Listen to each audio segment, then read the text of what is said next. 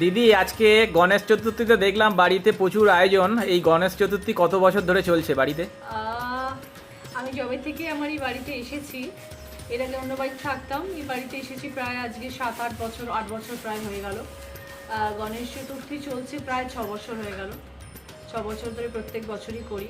মধ্যিখানে 1-2 বছর গ্যাপ গেছিল, বাবা যখন গত হলেন তারপরের বছর যেরকম নিয়ম অনুযায়ী করা যায় না সেরকম একবার হয়নি, আর একবার শাশুড়ি মা মারা গেলেন সে বছর, পরের বছর হয়নি, সেরকমভাবে 2 বছর গ্যাপ গেছে। তা না হলে চলছে 6-7 বছর ধরে। এগুলো কি সব নিজে হাতে করলে গণেশ চতুর্থী?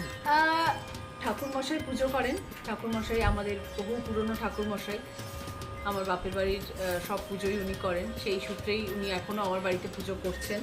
আয়োজন তো আমরা সব